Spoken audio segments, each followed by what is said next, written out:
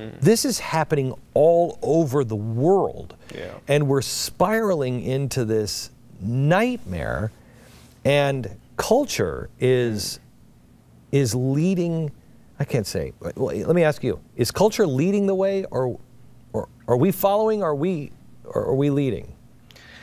Totally, it's a combination of both. You know, it's the culture that, you know, it's interconnected. But I think that, you know, it's an analogy. You want to change a tree. A tree lives on its roots, right? You change the roots, you change the tree. If you want to change the culture, you have to change the human heart, and the culture will follow. So it really is an interconnection of both, and that's what I am an artist that wants to connect with people's hearts, because I think the individual is everything. If you want to change, if you're in a movie theater and you don't like the movie, you don't go up to the movie and start beating up the projection, the TV screen. You know, you go and change the film. So I believe that in order to have external peace, we have to have internal peace in ourselves before any change is possible. Play devil's advocate with you. Okay, let's do it. We are a very small group of people that believe this way. You're a small rapper. I'm a small fledgling, you know, network. Yeah. And how are we going to go against the Beyoncés? And I'm not saying they're leaders of this, but just in that example, how are we going to go against this culture and this tidal wave? How do you survive that? Very interesting. I honestly believe that deep down, through all of the cultural conditioning, a lot of people are missing something in their lives. You know, they're not truly happy. And what I offered, I mean, my video reached, I think, 30-something million people in 14 days. I touched something. I touched something within all humans. This transcends age. This transcends race. Because I honestly think that within everyone, that pure love, that pure consciousness is who we really are. You know, I think that finding out who you really are is the key.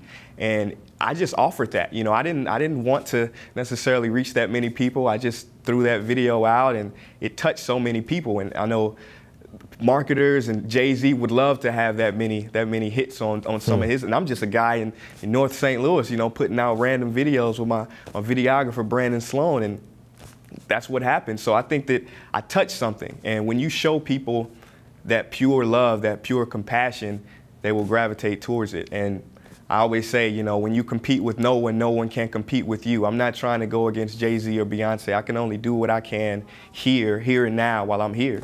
And that's it. Do you ever get beat down? Do you ever think to yourself, this isn't going to make a difference? Honestly, I don't worry about it. I just do what I can, and I let go of the result. You know, I used to be neurotic about, you know, with this, how many views will this get? Will this get a good response from people? Now I just let it go. I can only create art out of pure love and compassion and see what happens. So I don't have those thoughts anymore, you know, if it's gonna be successful, if it's gonna touch people. So. May I suggest you're going to see more success than you can possibly imagine. If that is indeed true, that you've just let it go and you're just doing and following your heart, that's when people become megastars. That's when the message really connects, because I don't think, you know, you can fake and write evil and bad guys, because most people have not seen real genuine evil in their life, you know, so it's not real personal. But everybody at some point has seen true, genuine love, and they can spot a fraud a million miles away. And so you can't, I just don't think you can fake this stuff, at least for very long. Yeah. So what are you doing next? I'm continuing to release spoken word videos. I've got one releasing on the 29th about technology, actually. So I'm excited. What's your view on technology? My view on technology. My view is that it's not technology's fault.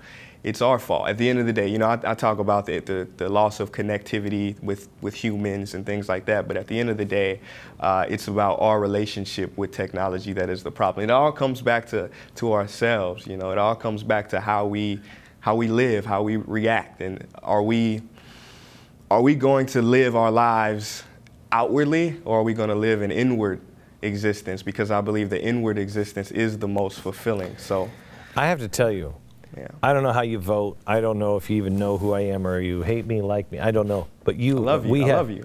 We have a lot in common, my friend, and I am very proud to have you on the show, and I hope to shake your hand someday soon. God bless Definitely. you.